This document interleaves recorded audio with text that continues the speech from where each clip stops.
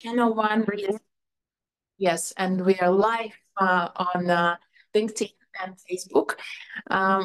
Let me go back to the earphones. If you need translation into Russian, it's channel 1. If you need translation into English, it's channel 2. Please bear with me. This morning, we're a little bit nervous because this is the first time that we're doing an event like this that is touching a very important topic on civil society and active citizenship. I will give you a little bit of a background for this event. Saida and I are neighbors, and we've known each other through, social life. And I've been following Saida and her Instagram, and I am a great fan and a supporter of what she's doing. And I believe that in Kazakhstan, we have very strong women's society that is there for other people, that is there for those who are in need, and that is there who needs support and standing for. And this is an exciting opportunity for us to meet these absolutely amazing women who have been fighting in the front line. And you probably know most of them. I will go into details and introduce them later. But before we start with our speakers, I'd like to take this opportunity and thank our sponsors, Grata International and WellGo, for supporting and sponsoring this event. And I'd like to take this opportunity and thank these companies for standing along this important topic.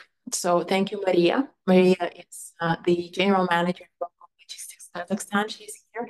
And is represented by Yerzhan Sultanov, partner, Grata International. You probably know Yerzhan from his activities on Facebook and Instagram. He's a real star. So really grateful to have you here this morning. I'll pass the word to Yerzhan, and then we will move on to the agenda. Yerzhan, please, the floor is yours. Thank you, Julia. I'll be super brief, and let me probably switch to Russian, because I believe it will be more appropriate. Добрый день. Good morning. It's a pleasure for me to take part in this event. As far as I understand, I'm the only male here today, so I'll be very brief. When our marketing team suggested that we act as sponsors for this event, we only had 3 minutes to make this decision, and so we made this decision to support this event. There was a huge queue of sponsors who wanted to support this event, and so basically those who responded were the first to respond, they became sponsors of this event, myself and Saida. So in our company, which has been operating for 32 years already, and it is present in 22 countries. We're the only law firm to do that. And so we cultivate this culture of equality and equal opportunities for everyone. That's reason number one. Reason number two is, I guess, relates to what I do on Facebook. And so we want to discuss problems of domestic violence and other problems, obviously, and our speakers today will be raising all these issues. So this topic has been on everybody's minds for the past several months. There is certain resistance to this.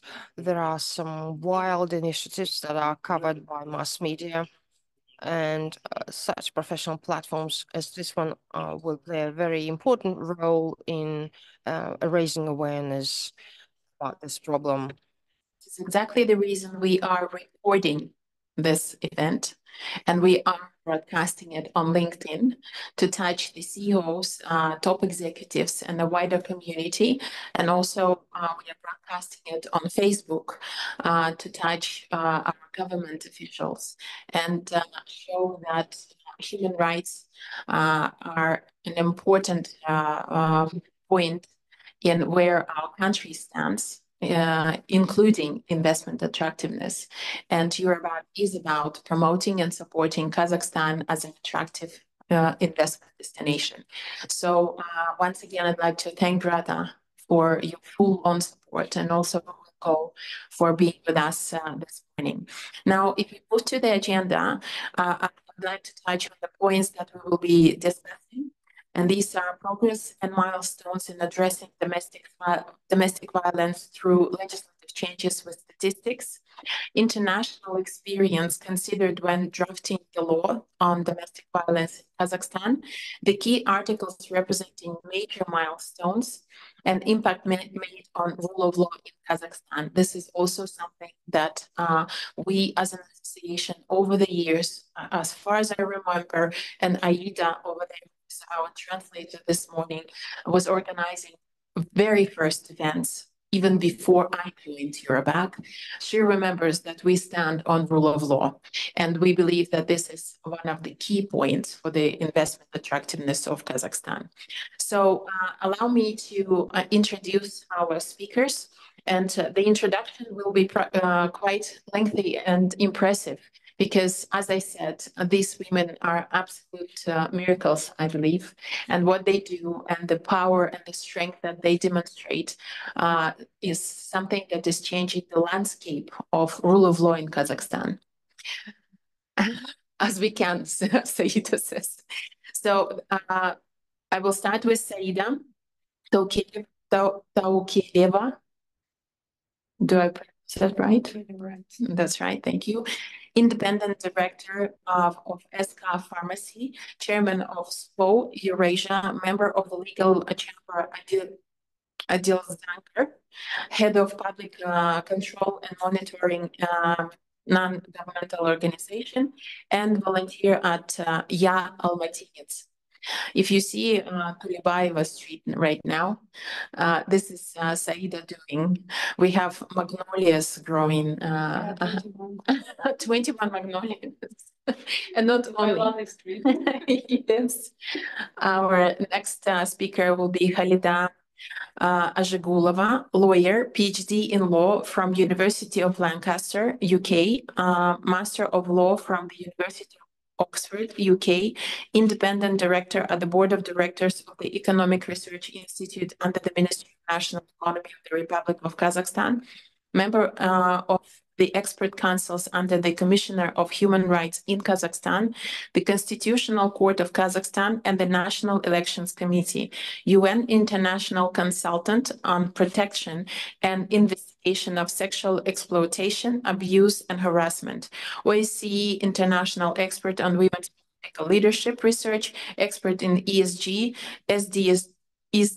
SDGs, and corporate social responsibility.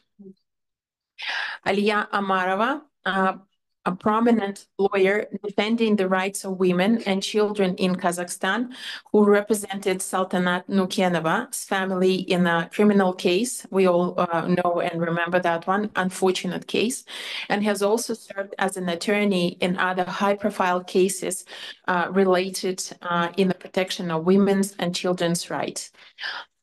Now, let's take a minute and applaud these women.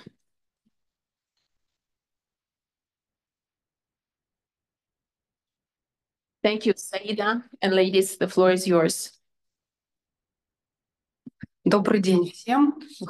Good afternoon, everyone. I would like to thank the organizers for giving us this platform.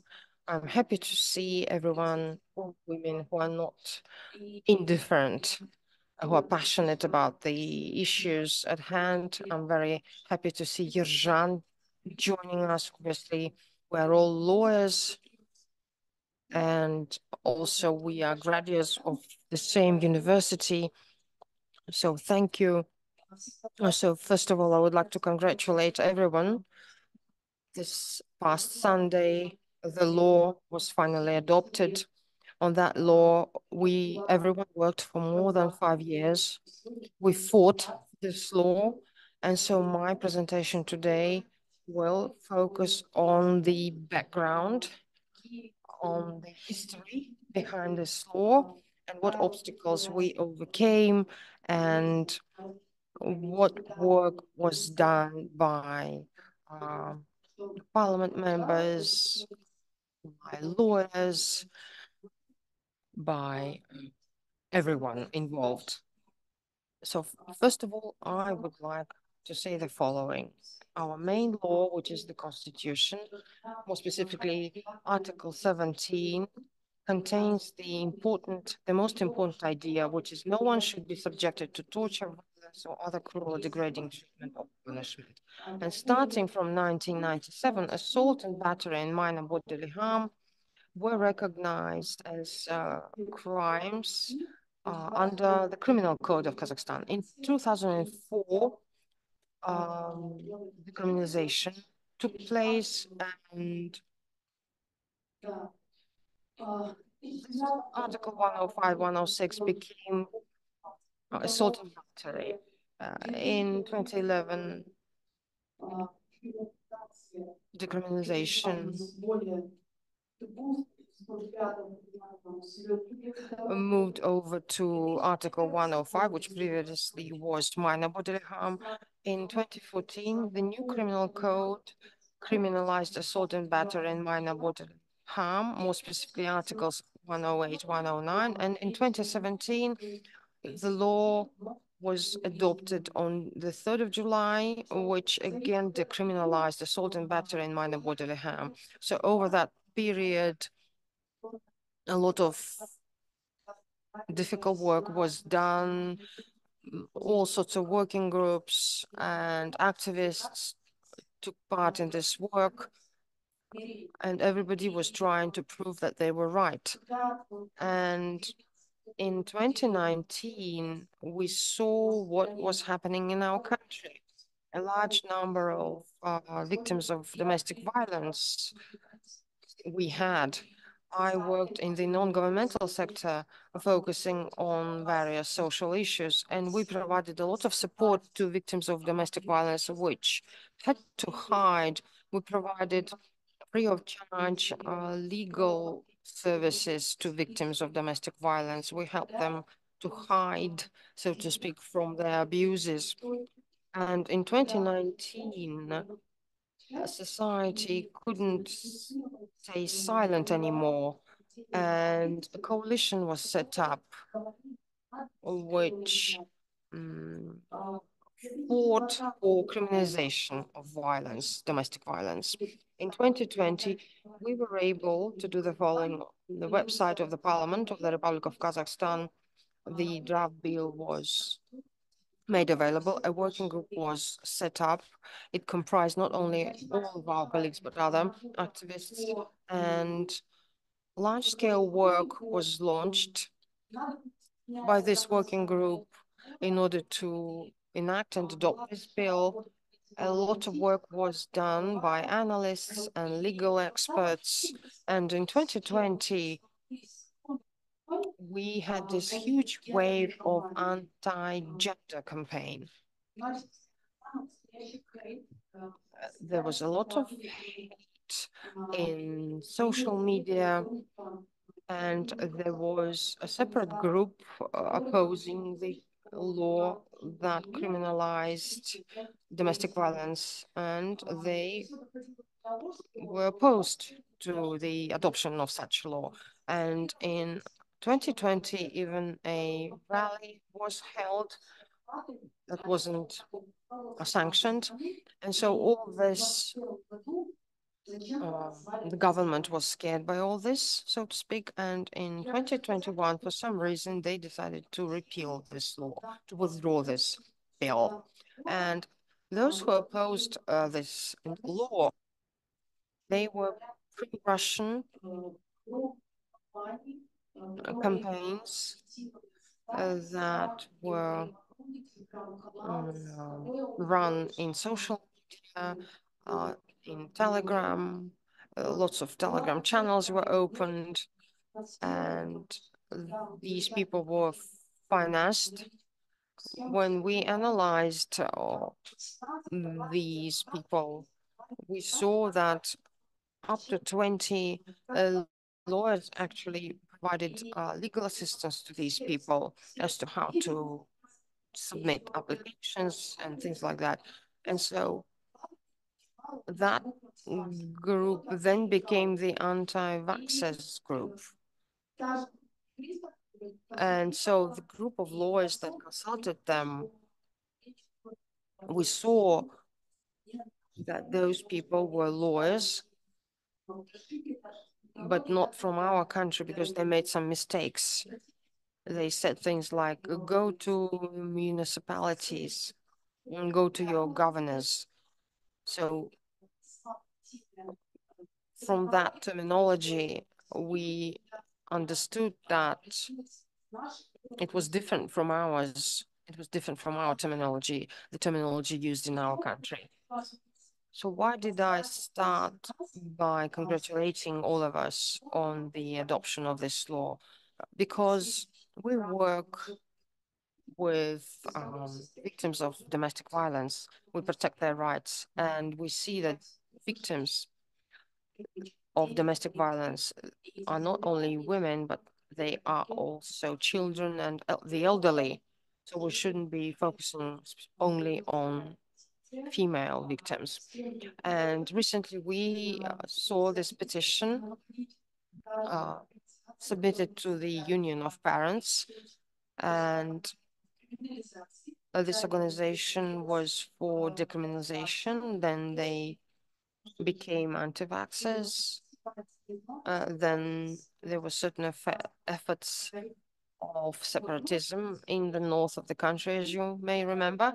Obviously, they were prosecuted, and it's the position of our government agencies is not quite clear. Why do they allow such inaccurate information to be disseminated publicly?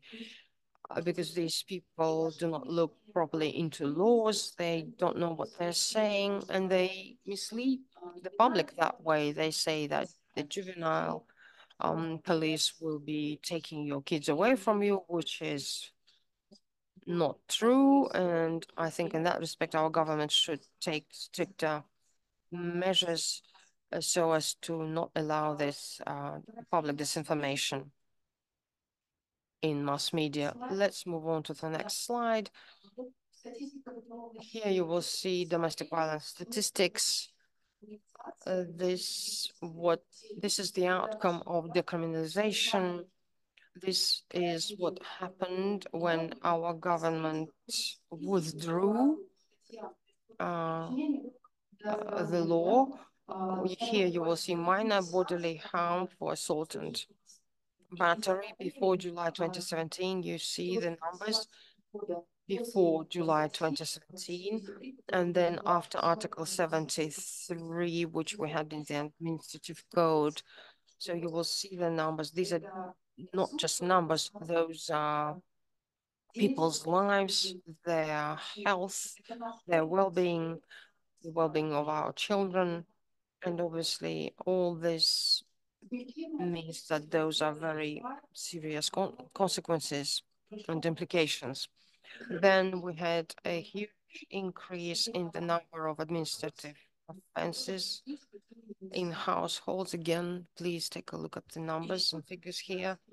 Also, based on our experience, my colleague will and my friend Alia will tell you about several cases, and we'll talk about how the society reacts to such things. Unfortunately, not all victims submit their complaints. By domestic violence, we also mean cases of rape and other serious cases with which we have to deal. All of them have serious consequences and implications. These are the complaints submitted by our citizens, basically by our people. And here you will see what decriminalization activists have been able or were able to achieve, in that huge number of people actually had to suffer and even die only because we were not able to protect our citizens properly. Over 8 months of 2023, out of 130 complaints submitted, only 32,000 complaints were handled or dealt with, so to speak. So unfortunately, the criminal justice system and the administrative justice system, unfortunately, is not able to handle these cases properly, and victims have to face bureaucracy and red tape. Sometimes they're asked to withdraw their complaints, and our mentality, our mindset sometimes is one of the reasons behind all this. And then our law enforcement also is to blame. They ask victims sometimes to withdraw their complaints in order not to spoil, so to speak, their statistics. These are statistical data provided by the Ministry of Internal Affairs for 2022. You will see the number of people that were prosecuted, which is a very low number. I think the number of victims is actually a lot higher. Not all victims are able to file their complaints formally and officially properly. Now I would like to pass the floor to my colleague Khalida, and she will tell you more about how our advocacy work was done and is being done, and she'll also tell you and give you more statistical data. Thank you, Saida. I would like to thank everyone who has joined us today at this very important event. So why are we raising this issue? Because we need to in order to be able to achieve this sustainable development, we need to get rid of any violence. And so as per the Maslow pyramid, safety and security basically is one of our basic needs. And without meeting that need, we will not be able to live properly. We will not be able to self-actualize.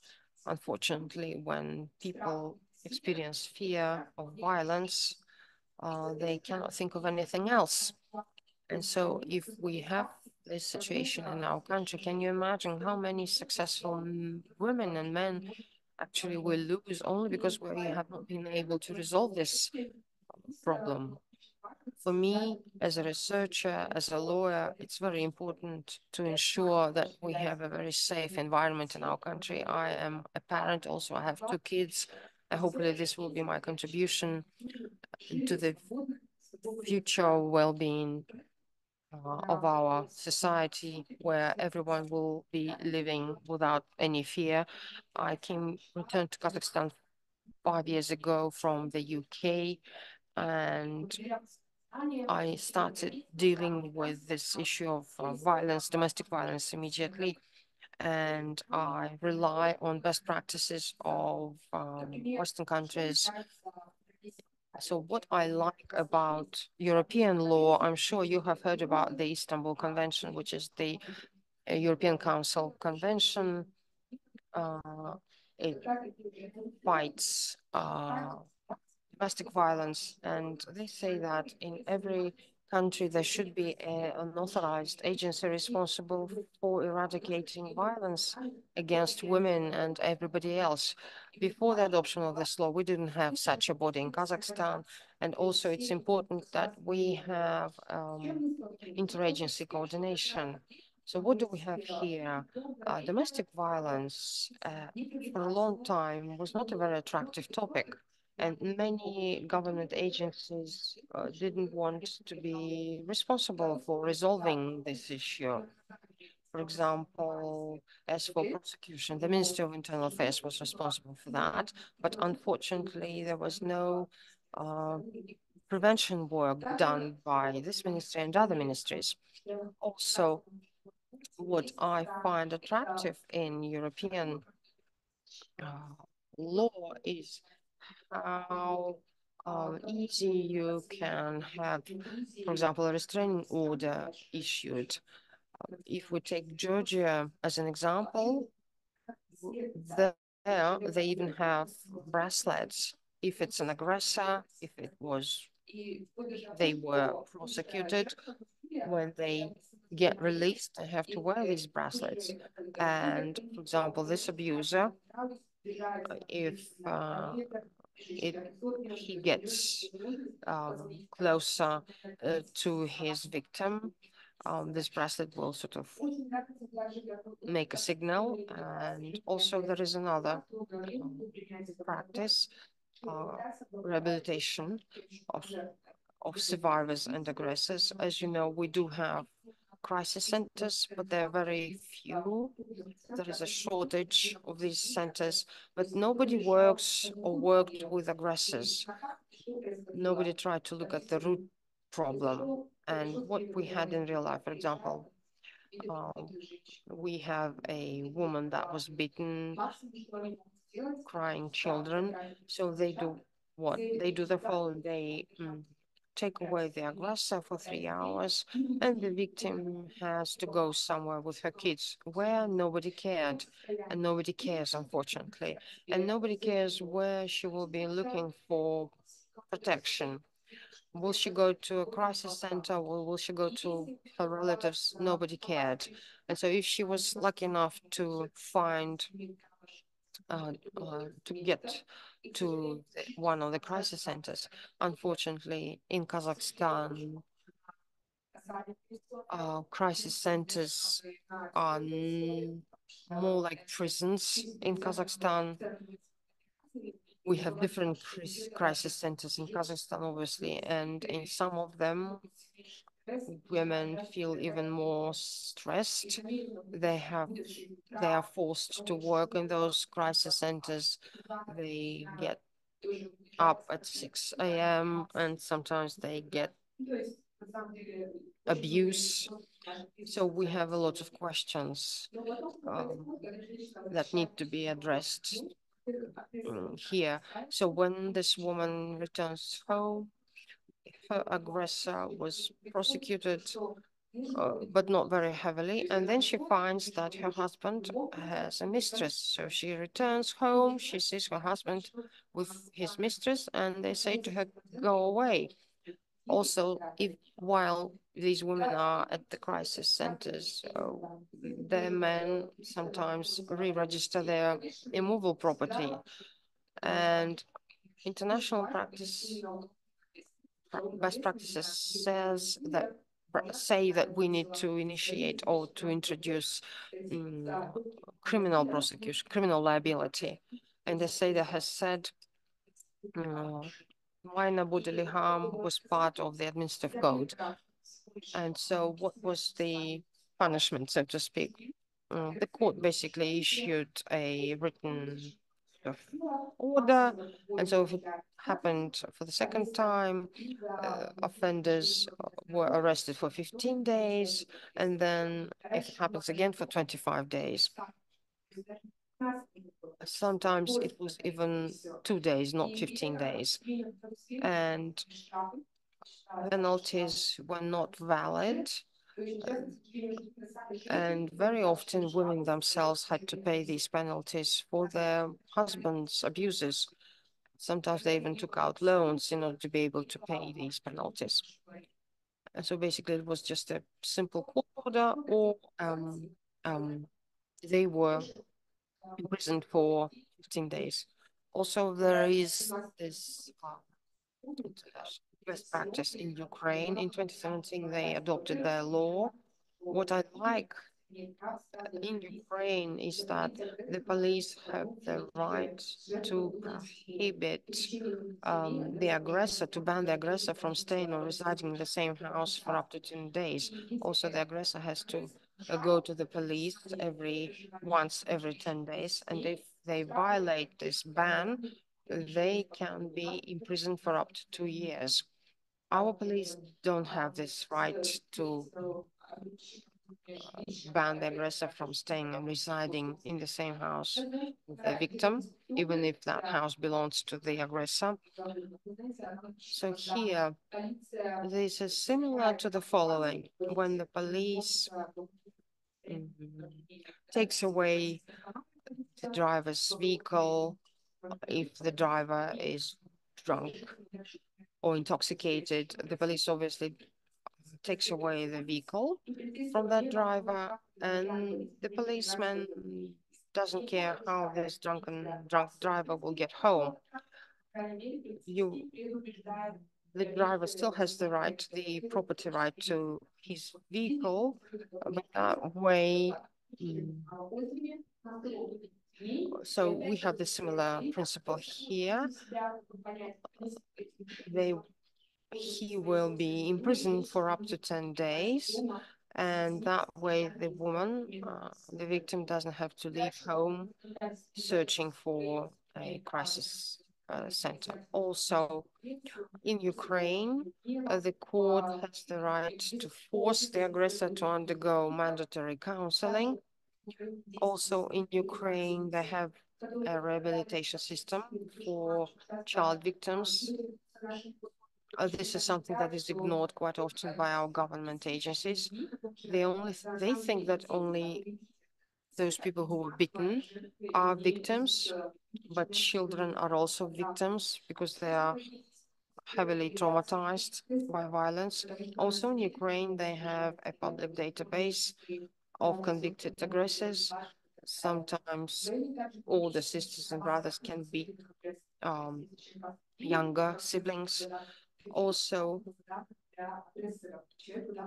this public database can be used by anyone. This entails serious reputational risks. Also in Ukraine, they help victims with finding employment, and they also have social security for victims. They can apply to social security, and they can be provided with housing, and they can be helped. I mean, they can reduce their financial dependence. Now, what Saida has said earlier today, I will confirm her words. Unfortunately, this fight for criminalization, this was a very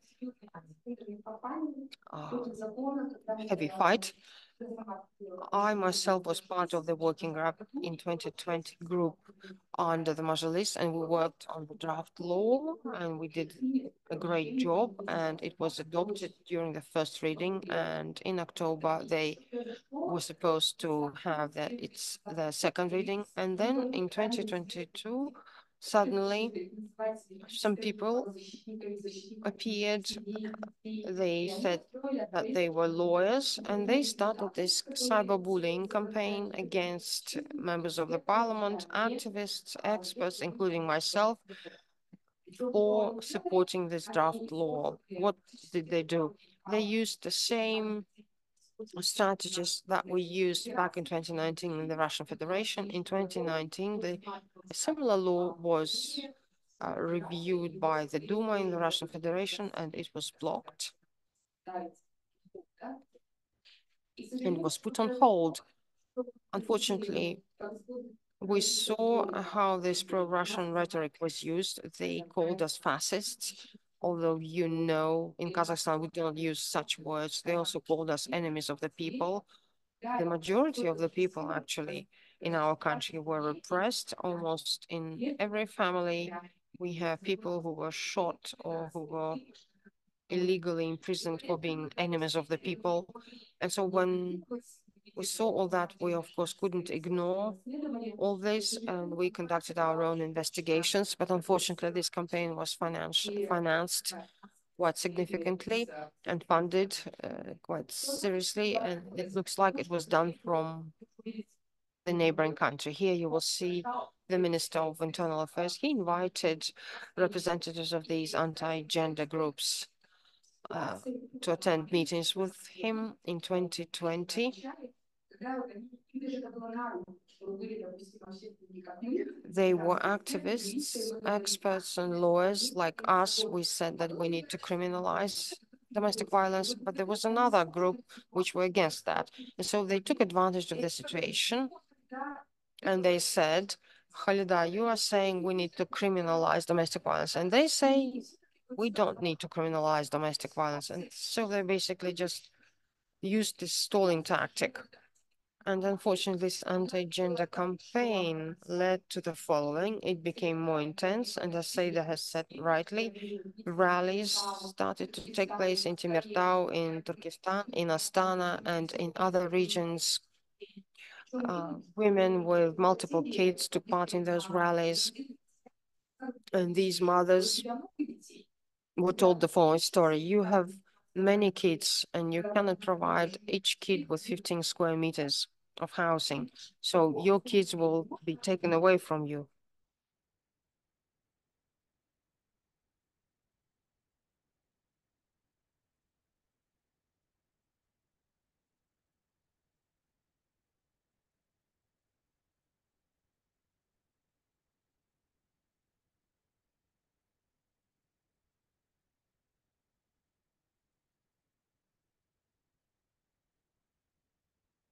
Да. И, в общем, получается... Нет, на станции.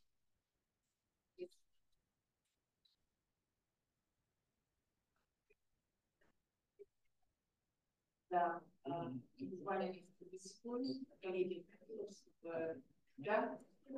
Дарья. Мы в эфире, но задержка, поэтому там ничего страшного. Окей. Мы продолжаем. Окей. And so parents, those parents who had autistic children, they said the following to them. So your kid can be aggressive sometimes and can shout. So your neighbors will hear your kid shouting, and then they will call the police, and the police will take your kid away from you. And so such stories were told back in 2020. They are told still today. And so this anti-gender group, they became a Republican non-governmental association. Those who register non-governmental organizations know how difficult it is to register a non-governmental organization. It's very easy to register a limited liability partnership, but it takes you about half a year to register a non-governmental organization. And in February 2021, miraculously, very quickly, they were able to register their NGO. So they continued their work. Sometimes they approached members of the parliament. They have this representative from Moldova. They approached Irina Smirnova, he's a member of the parliament, and they asked her to tell something about parent number 1, parent number 2, to express her opinion about that. And the main complaint was the following. All these laws against domestic violence represent Western values. We don't need them. And they said, our value is that the husband has the right to beat his wife because she belongs to him, and parents have the right to beat children because children belong to their parents. They are their property. And so this resonated with people who were or are quite aggressive. They hide behind those values, cultural values, our mentality, etc. That way they justify their violence. Also, what is dangerous is the following. Mr. Kabulski is a citizen of Moldova. So that person, you will see a picture on your right. For example, it's a pop band, and one of them says, unfortunately, the fascism virus is already in Kazakhstan.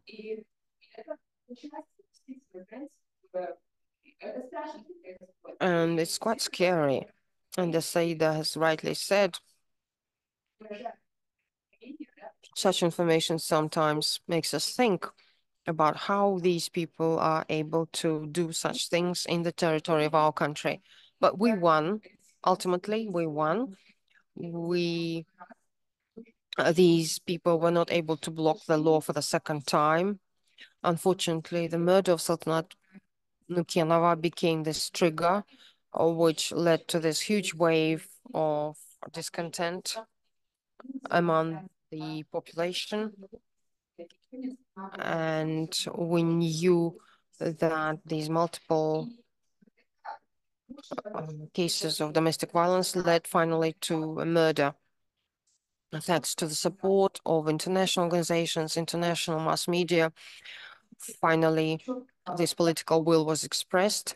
The president issued an instruction. That's how things happen in our country.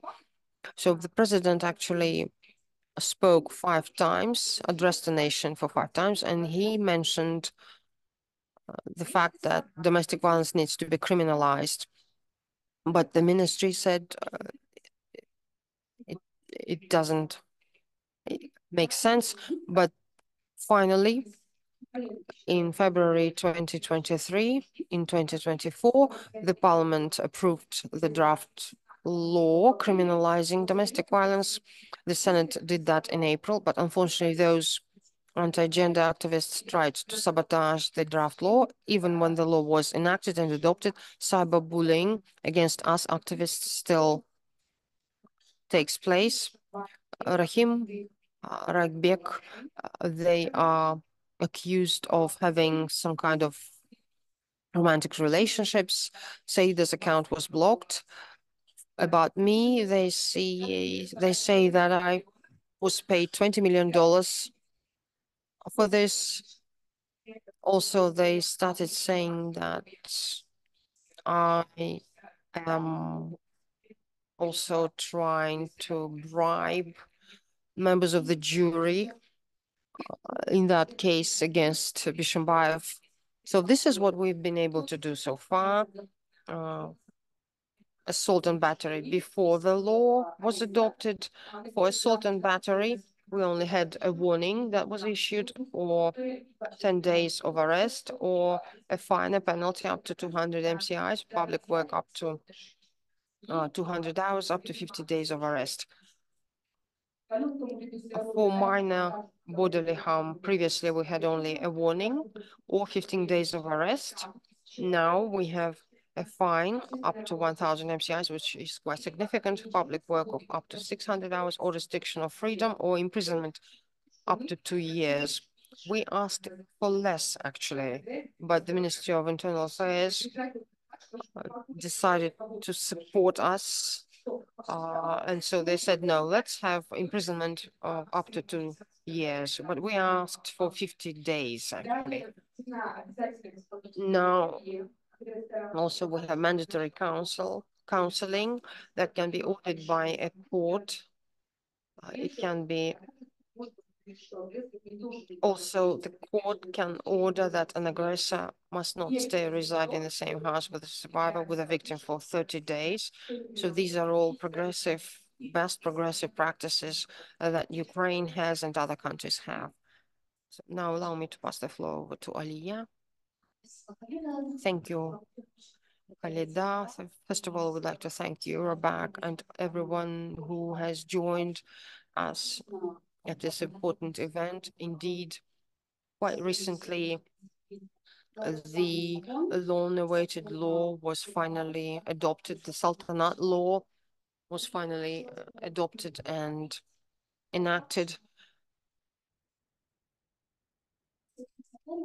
So we are grateful, and I support my colleagues. We are grateful to the head of the state for publicly stating that, yes, we do have domestic violence in our country, and it led to the death of Sultanat Nukenova, and her murder obviously led to a lot of public discussion and a lot of public outcry. And so we're now behind this turning point, as we say. Why did it happen?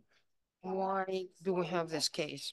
And we also have the reverse side, so to speak, complete indifference on the part of the second offender, Mr. Bajanov. During the trial, we established that Sultanat was a victim of domestic violence many times. Many people knew about that, but everyone was silent. And so now we were able to do this sort of publicly, to demonstrate publicly that for being indifferent, you can be prosecuted. As for the law cases, I'll tell you more about them. Before criminalization of assault and battery and minor bodily harm, such cases were investigated as part of the criminal code. But what happened? For example, a woman that was beaten by her husband or ex-husband systematically, she was to file a complaint, an application to the court, and she had to act as the prosecutor herself, and she had this burden of proving everything. And of course, women were not able to do that. They had to go to legal experts and lawyers. Sometimes they didn't have enough knowledge or enough money to be able to protect themselves, to defend themselves. I had this case. I was approached by a woman, and my colleague Zhana Urazbakova and myself, for more than 6 years, all complaints lodged by women relating to domestic violence and sexual violence, all such cases, we took them free of charge. We handled them free of charge, pro bono. And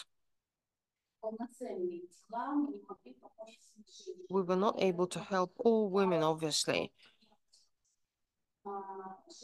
So when I was approached by a woman, she wanted to have her husband held criminally liable. And so in court, she was able to prove that her husband deliberately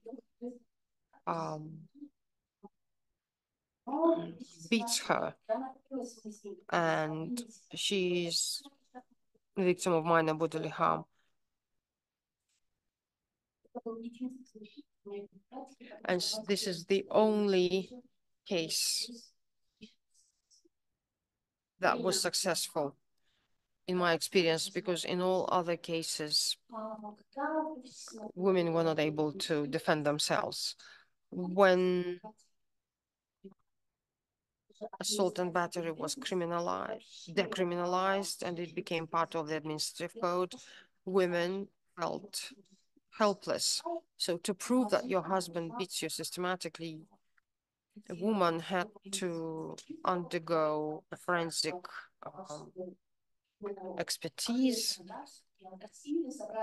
Her aggressor was to be interrogated, materials need to be collected, and then submitted to the administrative court. And as my colleague has said, only a warning was to be issued. So such aggressors were just warned by court, saying, do not beat your wife anymore, so that she doesn't have any signs of beatings.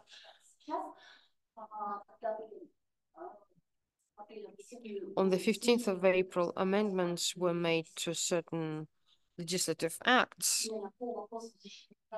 relating to protecting the rights of women and children. So after these amendments were made, criminalization took place, and now this category became the category of public prosecution category. As we know, if in social media, for example, publicly somebody says that somebody's husband is beating her, so this can lead to a case that can be launched. So based on my experience, there was another application submitted by a woman. She went to the police several times, but materials were not collected. She had to face a lot of red tape. They said to her they couldn't interrogate her husband, they couldn't interrogate her neighbors. But her husband knew that she tries to defend herself, protect her life, her health. And so he, that woman's husband,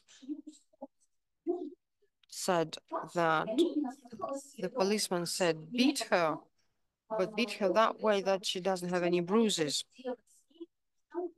And so during nighttime, he started, when the kids went to bed, he started doing the following. He made her wear a hat, a winter hat, and then he started beating her on her head so as to avoid any bruises. We were not able to prove anything. Obviously, we were not able to prosecute her husband, and when we received a court decision, it was just a warning, and so she felt completely helpless, and this relationship was over. Abusive relationship was over, and so the Saltanat Nukenova case obviously was public case. We need to express gratitude not only to the head of the state, but to the justice system, because this case was broadcast openly and publicly, and the whole global community obviously saw what happened to Saltanat.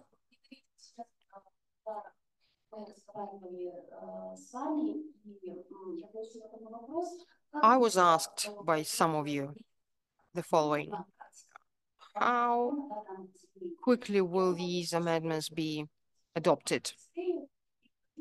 So to expedite everything, we need to introduce liability and responsibility for law enforcement as well. When a woman goes to the police, and I have had many cases like that, and one of them, which was a high-profile case, was the Ulzhan case. So if you have heard about that case, you know that she went to the police, and on the same day, her complaint, her application was not registered. She went to the police at 6 a.m., but her application, her complaint was not registered, and even a criminal case was not initiated, although it was a serious crime that needed to be registered with the pre-court register. And everyone saw this and saw how the police went to her and started telling her to withdraw her complaint, started telling her that she wouldn't be able to prove anything. And that policeman several times said, I don't care. Everybody saw that. And so I became involved in this case, in the Ulzhan case. And so we wanted not only the aggressor to be held liable, but also the policeman to be liable. So she defended not only herself, I think she defended all women. So to introduce this Saltanat law, I'll repeat, we need to introduce liability not only for law enforcement agencies, but also for all agencies involved. The criminal collegium of the Supreme Court withdrew their decision. They withdrew the absolutory sentence of that blogger. But we know what she experienced, this woman. She experienced public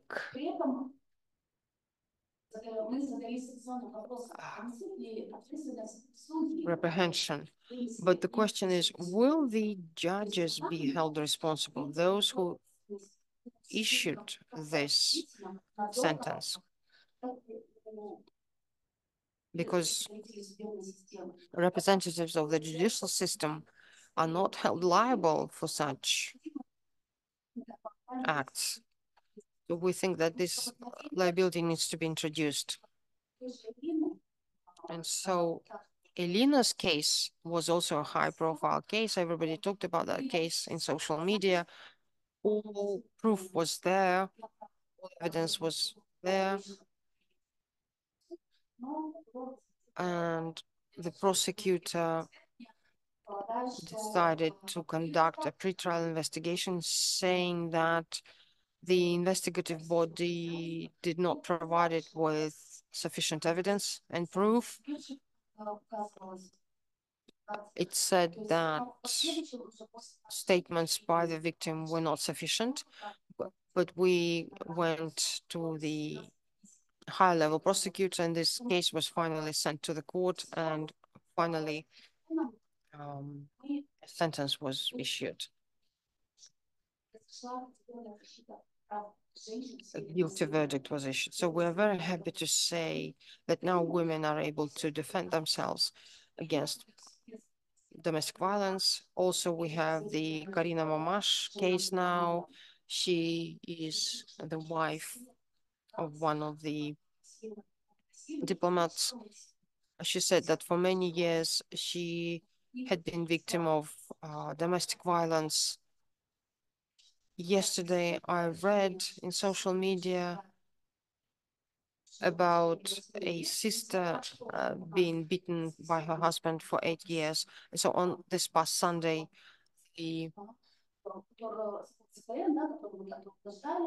finally the law was enacted and adopted. And after that law was adopted, we again see police asking the victim not to lodge her complaint. So victims of sexual and domestic violence, when they go to law enforcement agencies, they do not believe her or them. These women are told things such as, why did you go to this bar? Why did you wear that skirt? Why didn't you stay silent? Why did you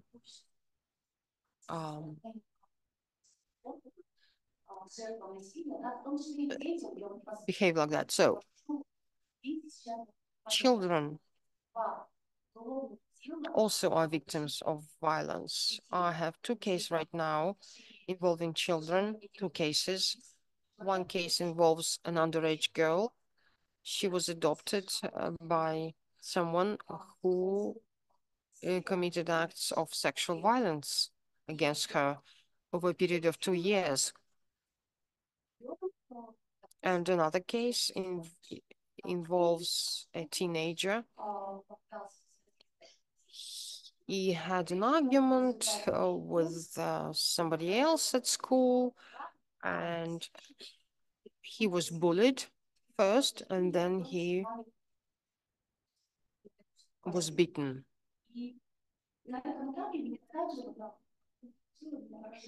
So I am shocked by a complete lack of empathy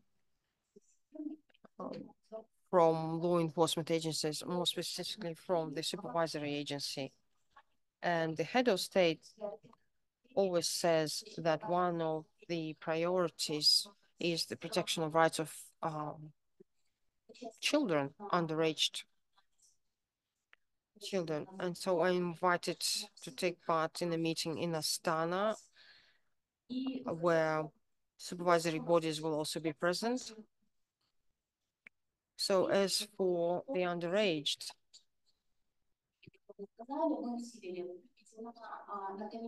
what have we been able to achieve?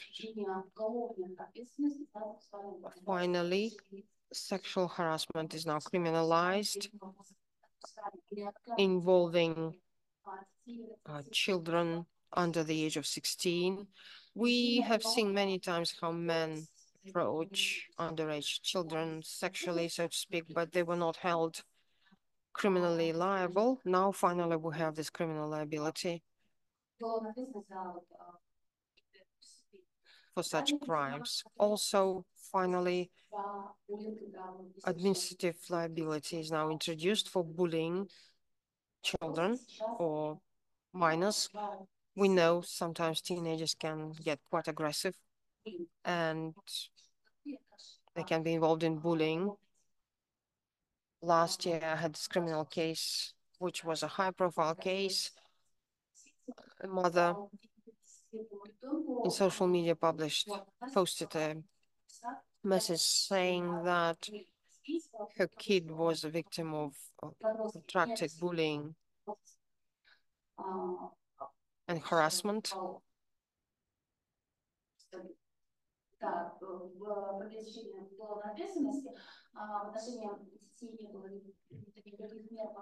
And so no measures were taken against these children.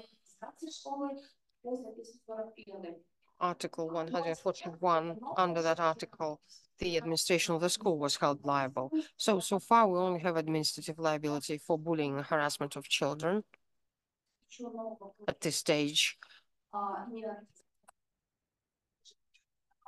Also, there is another amendment that was made to the criminal code.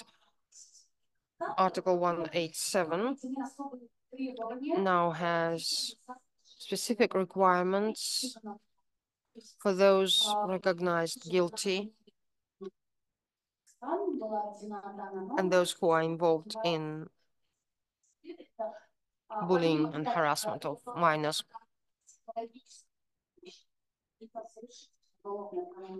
Counseling should be provided to persons who committed acts of violence. So those persons who are recognized as guilty will be issued a restraining order.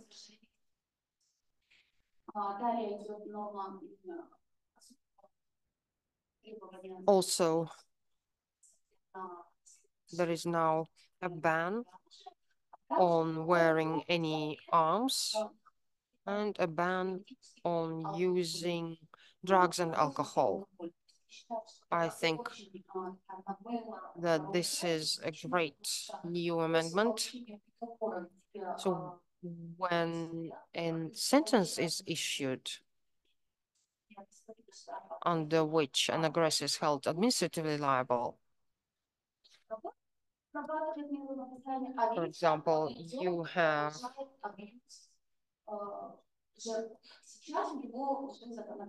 are to do some community service work, you do it during the day, and then in the evening you go home and again abuse your victim.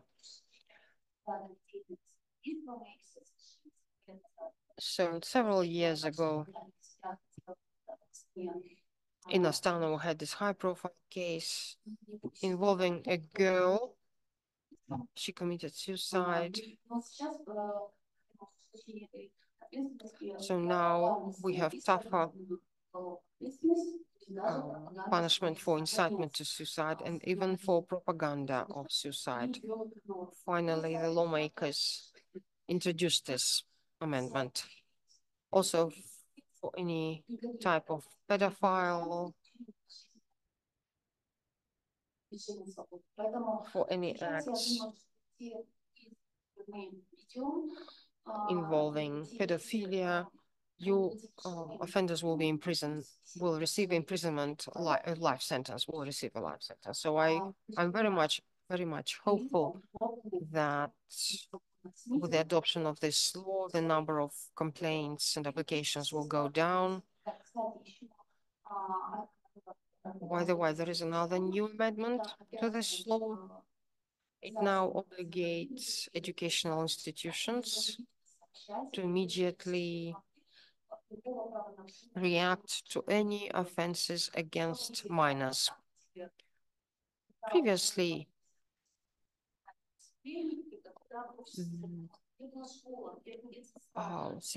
an offense is committed, and after that offense, everybody started sort of asking questions. But now by law,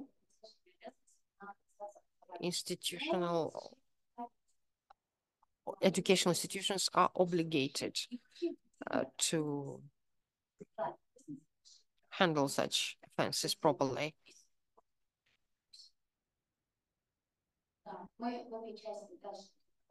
So we'll continue our work in this area, and I'm very much hopeful that with this law, domestic violence, sexual violence, all types of sexual violence will be eradicated. Thank you for your attention. Thank you. We just have 2 slides left to sort of summarize this session.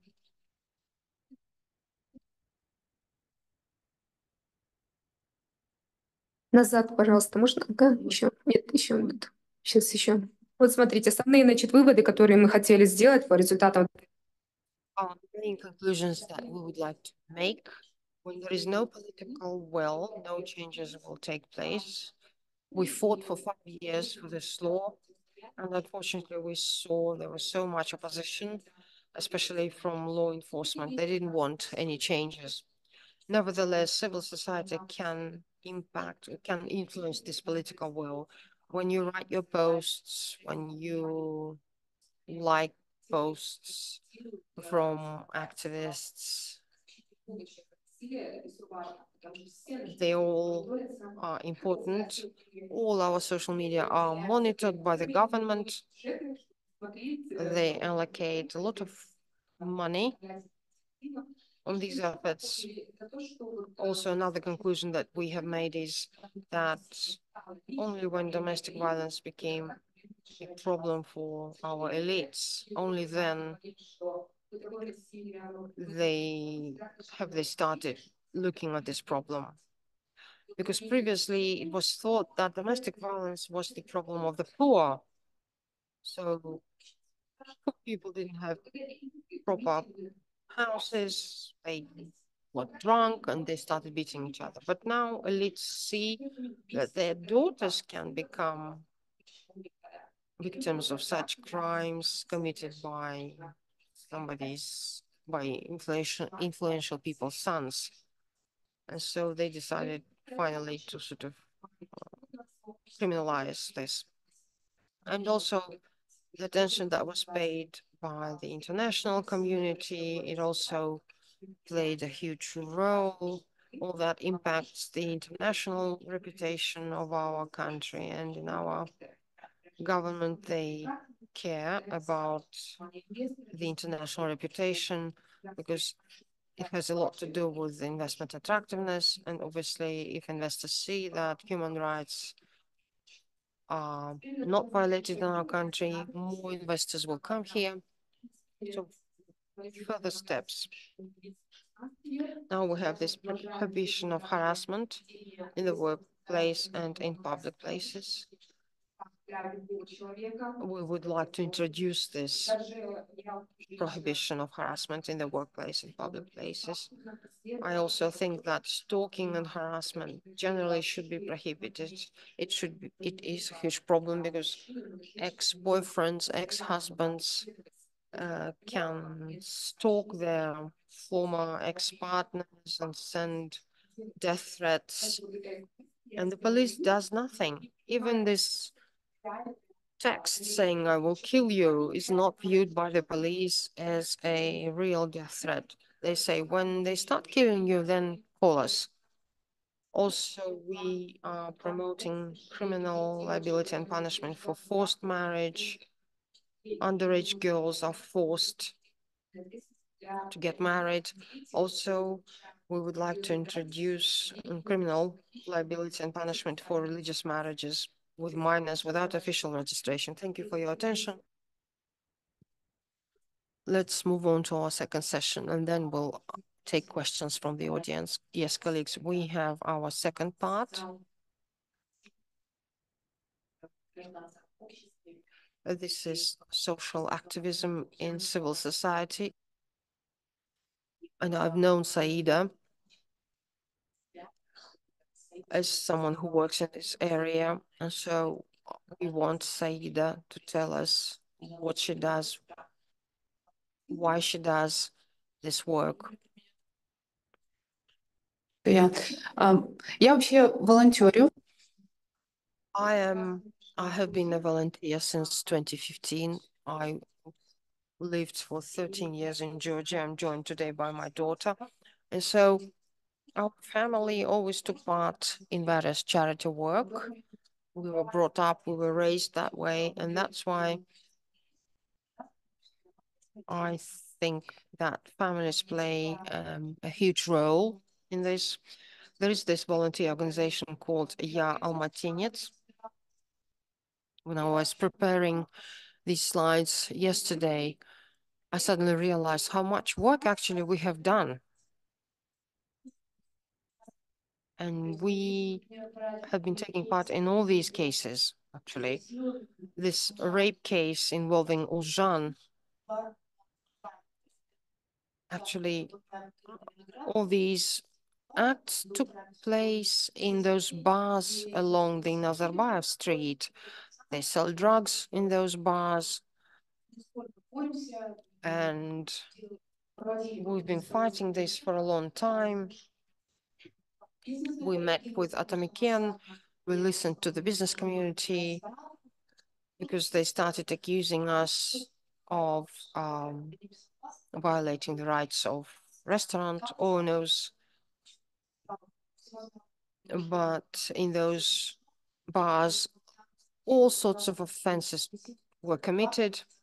And actually 70% of those bars have been shut down, which is a victory for us. And Public Control is a large non-governmental organization which was set up during the pandemic. We started working in Almaty, then in Almaty region. I'm very happy to see representatives of the business community joining us. We provided humanitarian aid to those who needed that. 12,000 families from Almaty and the Almaty region and from other regions received this humanitarian aid in the form of products, food, etc. I'm very proud of this work.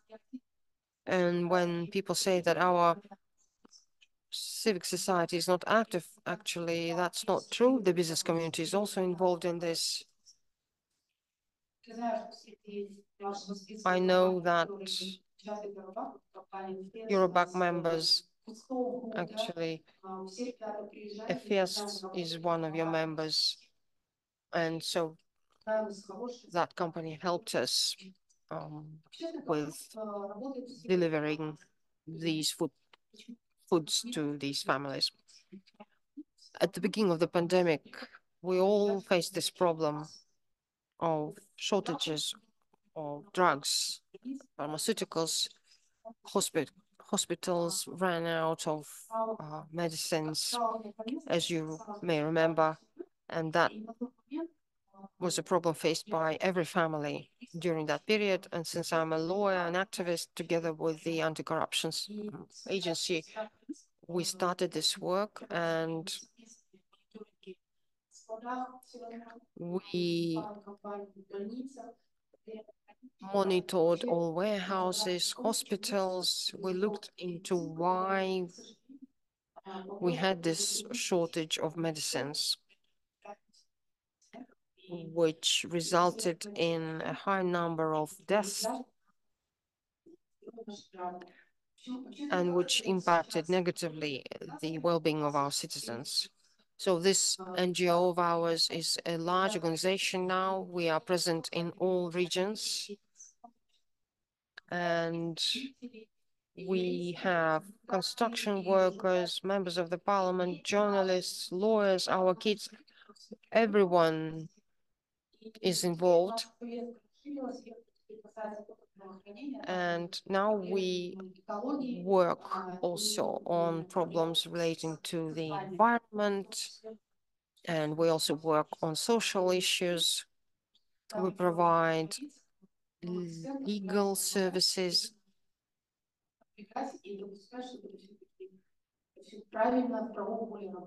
And we want to ensure that we comply with law, obviously. YaAlmatinets is an organization involved in emergency relief work. We went out to Kostanay, to the regions which were flooded. We also provide not only financial assistance, but counseling. And YaAlmatinets actually is just a name, which means I am a resident of Almaty. Well, it started as an organization focusing only on Almaty, but now we have expanded and we work throughout the country.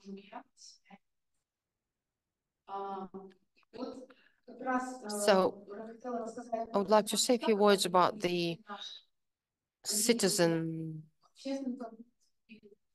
Center. When we fought with anti-vaxxers, we had to set up this center. You see from these pictures, we were joined by all sorts of experts. They told us about the need for immunization, and we had banners like this one. We all got vaccinated, and I think thanks to that, those efforts, we were able to impact positively the statistics, so to speak. You don't have to listen to a prepaid vlogger, anti-vaxxer vlogger. I think instead of doing that, you need to listen to your doctors who have many years of experience, who lead by example, who rely on their practical knowledge. And that helped us to come out of this pandemic.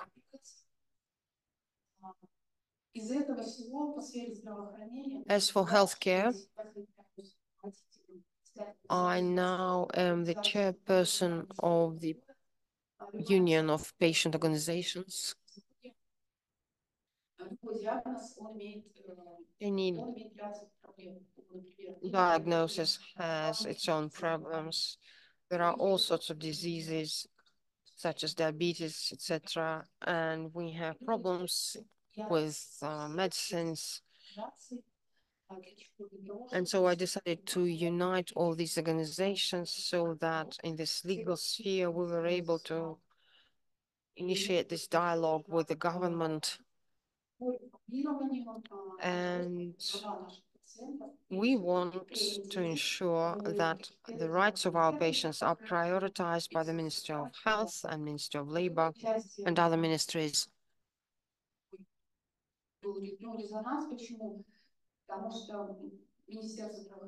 Recently, the Ministry of Health stated that they will be optimizing their budget, and a number of medicines will be limited.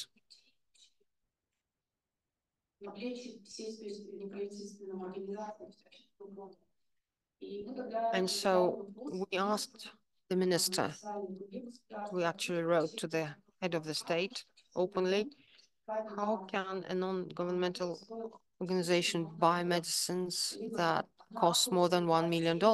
One ampule can cost several millions. And for example, a patient needs 4 ampules like that per year. And we're talking about rare diseases, orphan diseases here. And so we're talking here about medicines used for treatment of orphan diseases. And so we had this meeting with the minister.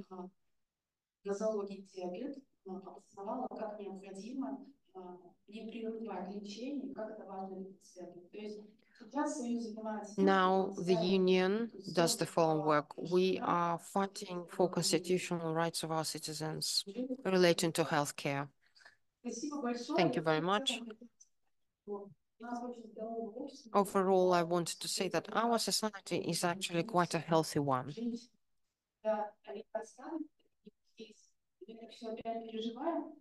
So I think we should have zero tolerance to what we see, because otherwise we will never become a mature, healthy society. And so I urge everyone to unite, so to speak. Anyone can take part in this work, and we help children, sick children. So the involvement and engagement of civil society is important, so that the world that we're living in becomes healthier and better.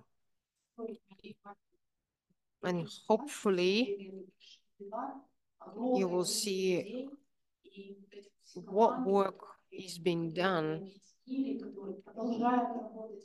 A lot of work is being done, and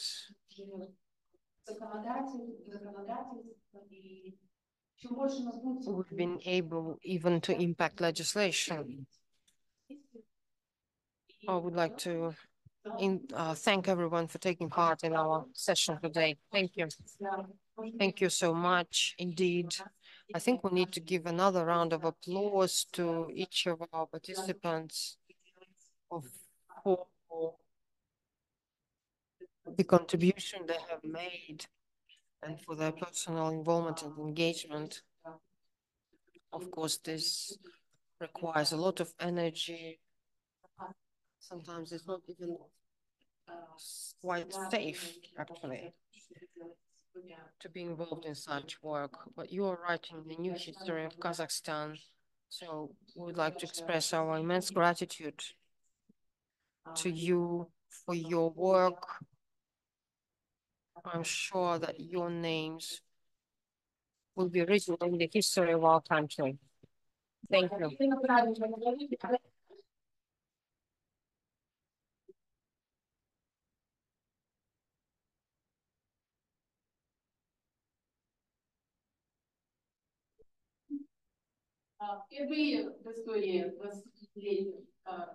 For the very first time in our 25-year history, the audience actually stood up to applaud our speakers. We have some time for our questions, so if you are ready to ask your questions, please go ahead.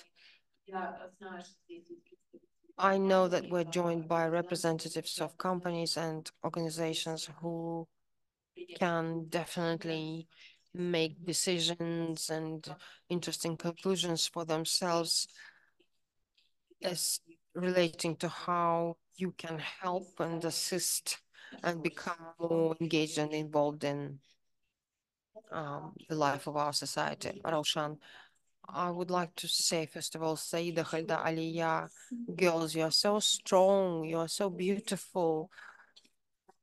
You are also so fragile, but I would like to wish you strength. We, as an educational institution, KIMEP, we are always ready and prepared to invite you as guest speakers. Khalida actually has been a speaker for some time. We are always open to any dialogue. So whatever you recommend that to our youth to become more engaged and involved, we'll be happy. Also, we have an alumni society, which is quite large. Maybe you will want to address them as well. With KIMEP, we've worked for several times already. We've been guest speakers there several times. We are open. So let's get together and do something. I will give you my contact information later on. We need to make sure that we raise our children to be active members of our civil society. I went to school number 56 on Nazarbayev Jambula. So I'm aware of this problem that we face relating to engineers, geologists, etc. So we set up this young geologists group there, because if kids get involved and get interested, maybe they will choose this profession. And so it was quite unexpected that members of this group now enroll in technical universities. So I think we're raising this generation together, so to speak. And if we're able to help CAMAP, we'll be very happy to do that. I would like to add, we're always happy to work with CAMAP. You have this legal clinic and help you there so that your students are then involved in community outreach work. Yes, we have an HR university program, University of Marketing Practical Knowledge program. We work with 10 universities under those programs, and I think we can come up with something interesting. I have an idea already, and we'll discuss it with you. It's about an event in September. Alexandra, you have a question? I can see, yes, thank you. I feel compelled, so to speak, to speak. I represent Coca-Cola. I am a director of the Department for Sustainable Development Projects and Government Relations. So we support a female entrepreneurship. We work with youth, also with women. I'm very proud of our achievements, our projects, because economic support and assistance is an important part of your fight against violence. Because if women don't have any resources to leave their abusers, they won't be able to do that. And also we have this psychological component. I mean, how can a woman overcome the resistance from her relatives? Because sometimes if a woman wants to set up her own business, her family are against that. They say, you are a woman, you're supposed to look after kids and sit at home. So I would like to thank you for your work, which is so important. And as Yulia has said, this obviously you are laying the foundation for the development of this country.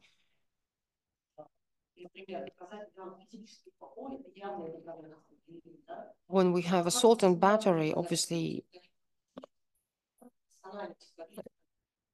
this can be easily proven. But if somebody is abused mentally, so to speak, psychologically, that is difficult to prove. Because when we talk about mental health,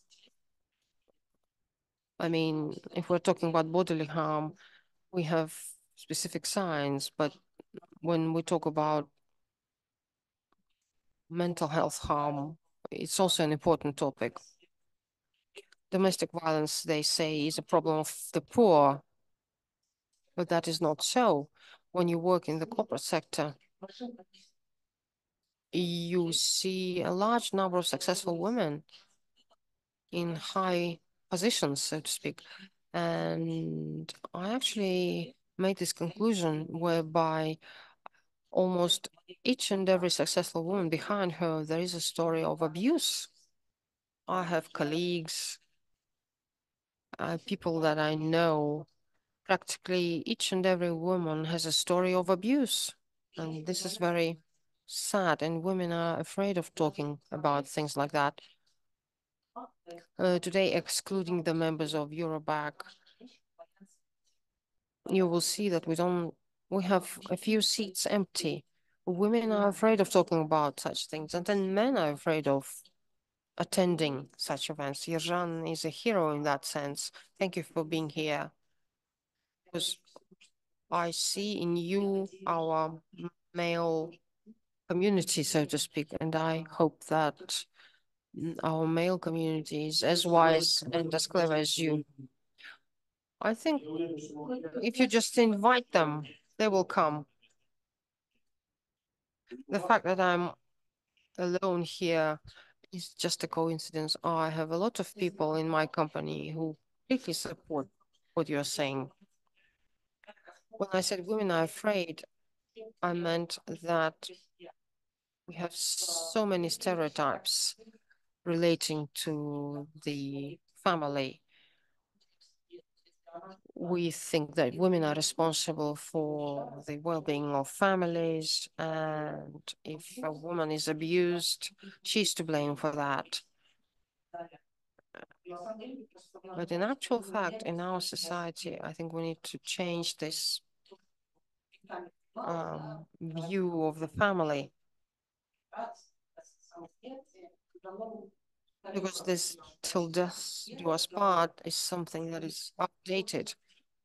Because family is an agreement between two people who agree to live with each other for certain reasons. And if one party is not happy with the other party, you can terminate your agreement.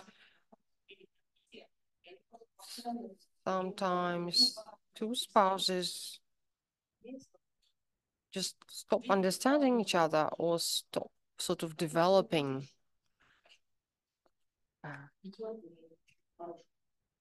And this will not lead to any good.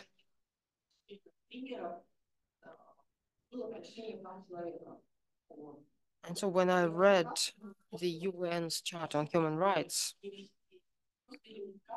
I thought they should have explained this to me when I was at school.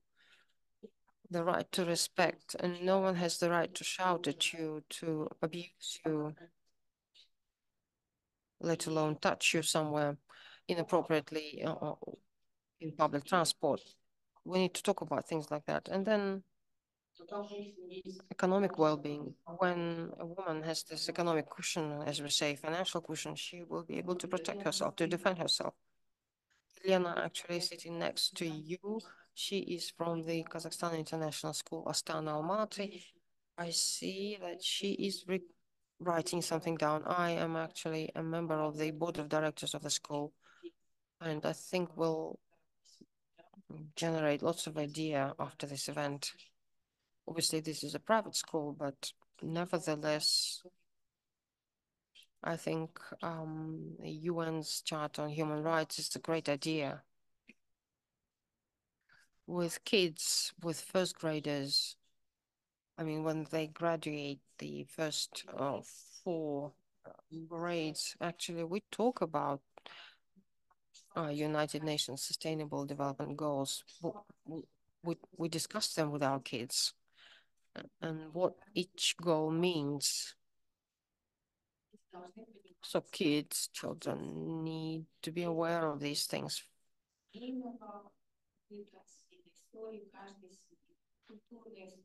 Obviously, every family has its own story, has its own maybe values, but I think it's very important for our kids to be aware of UN's Charter of Human Rights.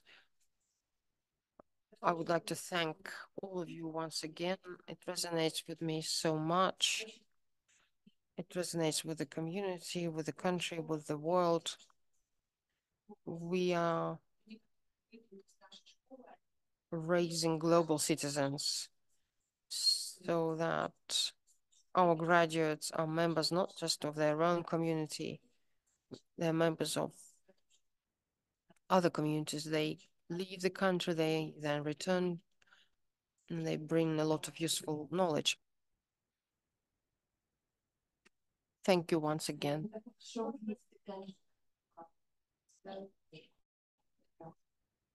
I think this needs to be introduced in state-owned schools. About assault and battery, you asked this question about moral damages.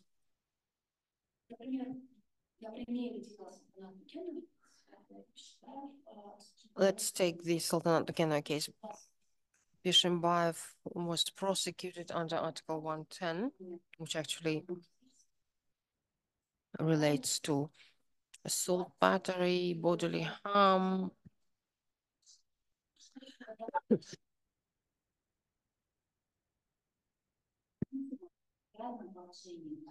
And here we're talking about somebody who depended. And so on that person, unfortunately, the Sultanate raised this issue when a woman is financially dependent on her husband.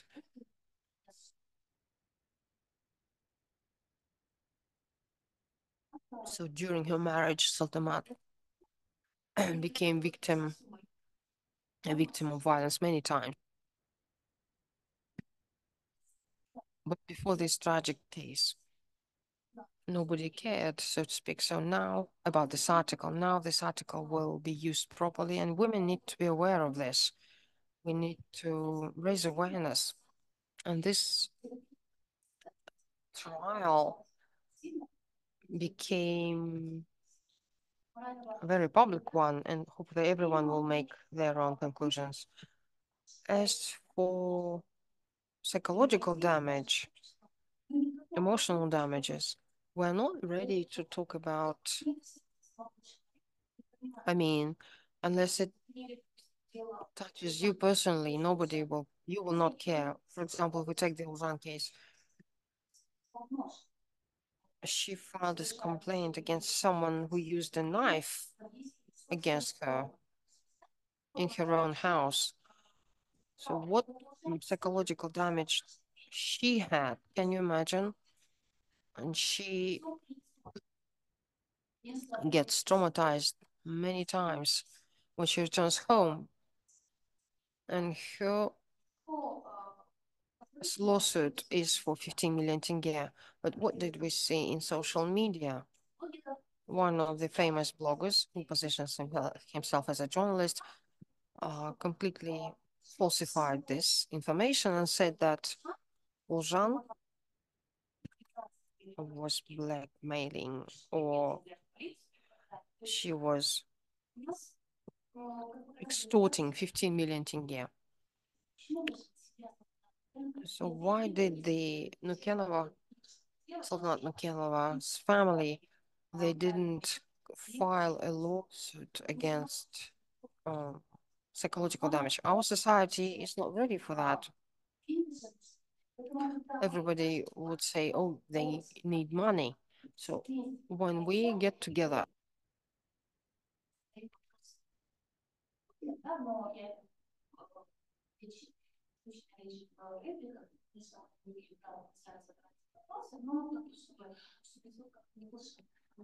so I always ask the judge this question: how much does a person's life cost? And the honor and dignity of this victim, what's the price of the honor and dignity? How much does it cost?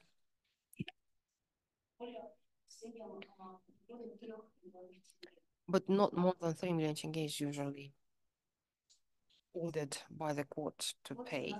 So that's the price of somebody's life, of somebody's well-being, or honor and dignity. Thank you, Alexander, for raising this question, this important question. Alexandra, I agree with you completely. When I was 12, I read the Universal Declaration of Human Rights, and I became an activist. And I think starting from the first grade, we need to study human rights. And the government is against that, the president is against that. But what I was able to do is that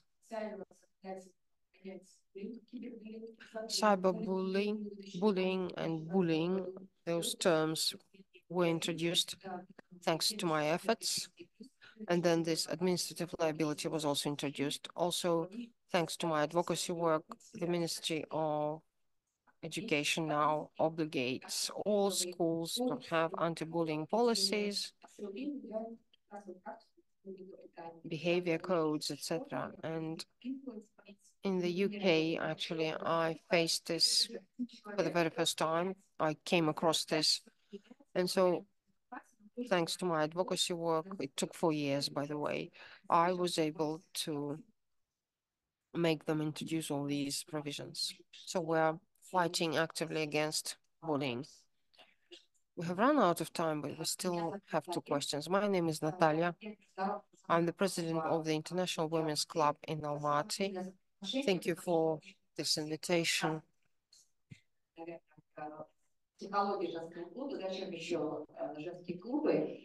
This is something that we as the Women's Club work with. I was born in Moscow, but I spent many years in Finland. And Finland, as you know, was the first country where the women were able to vote. I grew up, and my kids grew up in a community where human rights are respected. And actually, I couldn't imagine anything different. So I've been living here for 1 year. Things that I'm not used to, for example, taxi drivers, the way they behave with clients, customers, and I couldn't understand what was behind that. But when I got more familiar with the culture, I understood the reason behind that. So thank you for raising all these issues because they're very important. Actually, I don't have a question, I have a comment.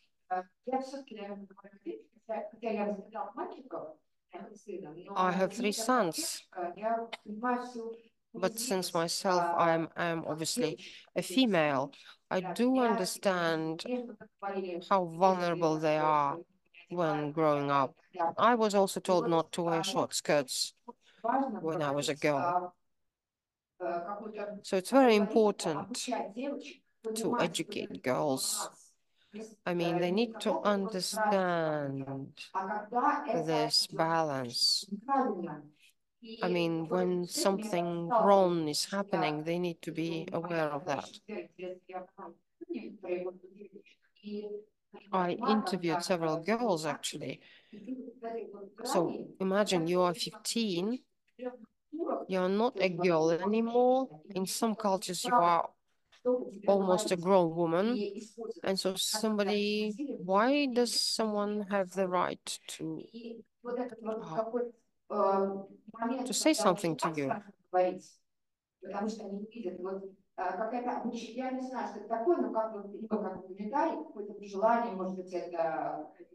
So I have this dream, mothers, teachers, and I'm talking about females only. How are we supposed to understand that this happened? How are we supposed to understand that this actually is the truth? Is violence really taking place? Or are children hiding something? They will be defending, protecting their parents, etc. I don't have a recipe here, but it seems to me it's very important. We need to grow in that area.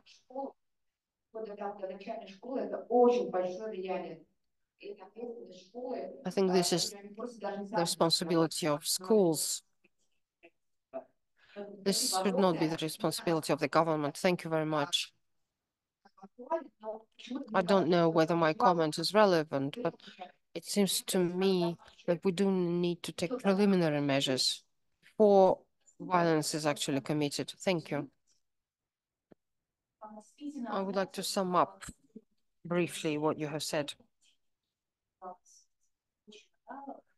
That case that I mentioned involving a girl whose rights were violated by her stepfather. So all that started when she was 12.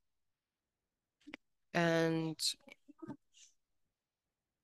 I wasn't sure I was following what was happening because she was talking about her father, and she said that that way her stepfather said that's the way he loved her.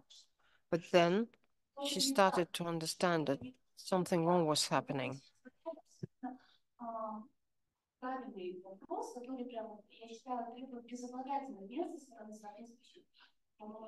So what you are saying is very important. We need to raise awareness. Children's sexologists and other educators need to be involved.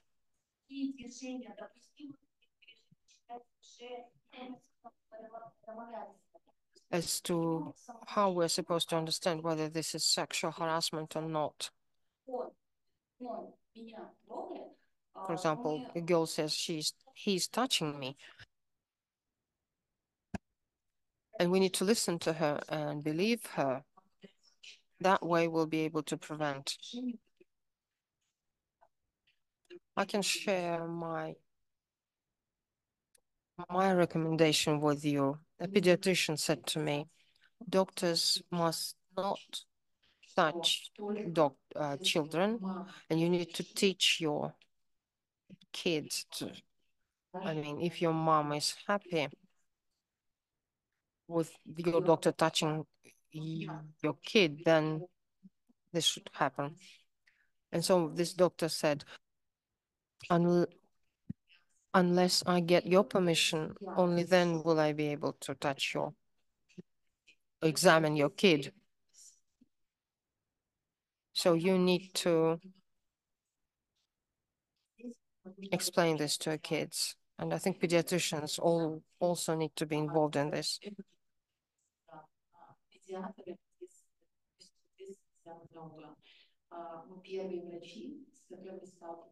So doctors are the first people with whom kids sort of deal with. Many people are afraid of doctors, and that way they die because they lose time.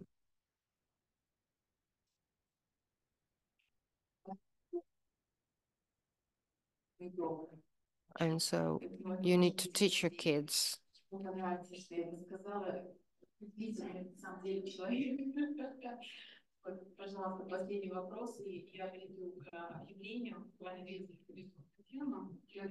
My name is Tatiana.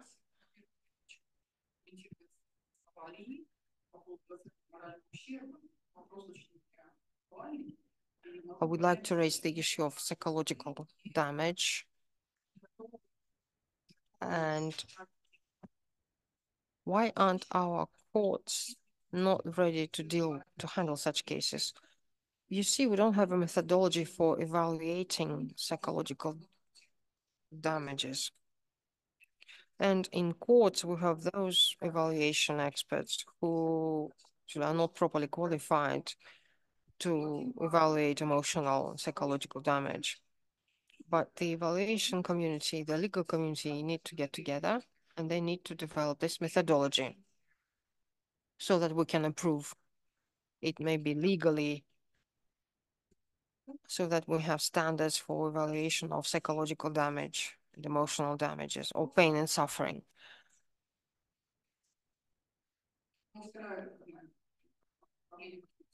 And the second area that I work in is the Institute of Certified Financial Managers. We already started working with foundations who support women, and I support Alexandra.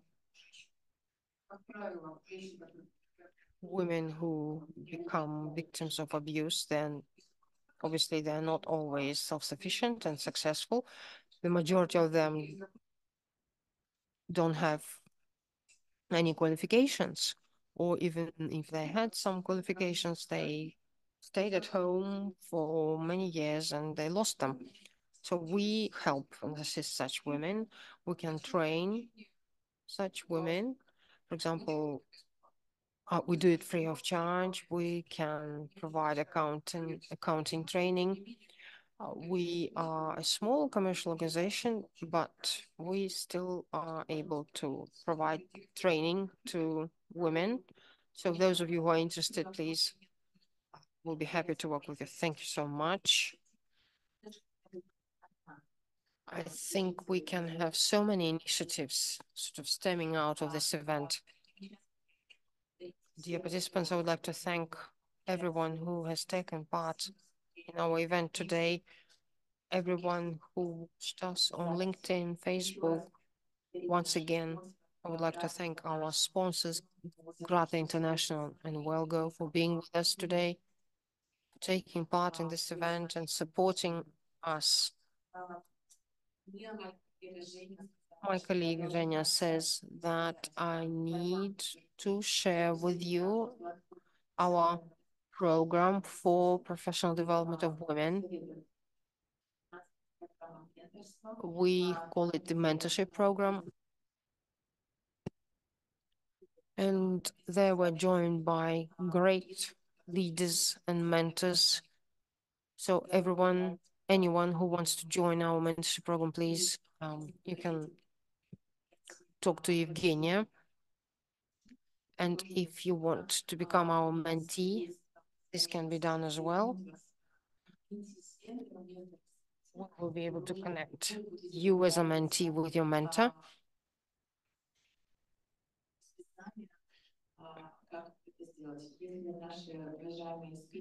If our esteemed speakers join this program of ours, that would be great.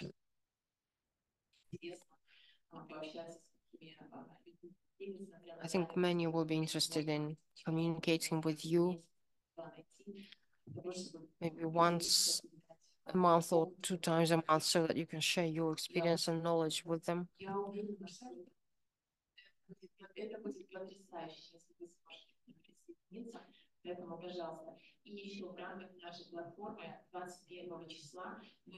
Also, on the 21st,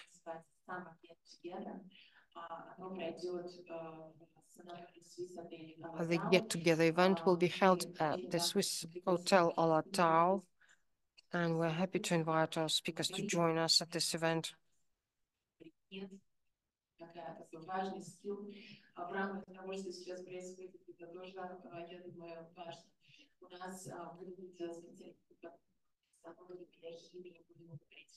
We'll be joined by nutrition experts. We'll be talking about the life-work balance. We'll be talking about the mindfulness practices. Да, вы можете посмотреть. И на следующий день, 22 числа, у нас Светлана, наша коллега, сертифицированный инструктор по йоге, в 8 утра для вас ведет йогу. Я не присоединюсь к этому. Also, we'll be joined by a certified yoga instructor. And you'll be able to have your yoga workout at the Swiss Hotel. От радости очень благодарна вам всем за участие. Еще раз благодарю вас за ваш колоссальный, огромный труд. Мне хотелось... Thank you for all your work. And I would like to conclude our event on a positive note.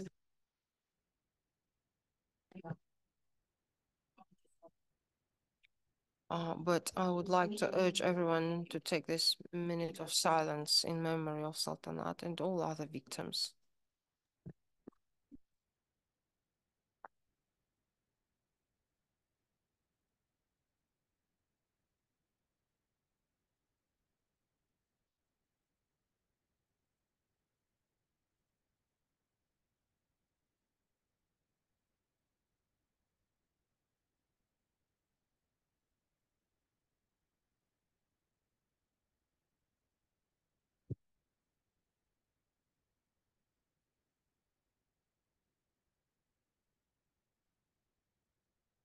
Пусть в нашей жизни будет больше любви, радости. I wish everyone all the best. Thank you.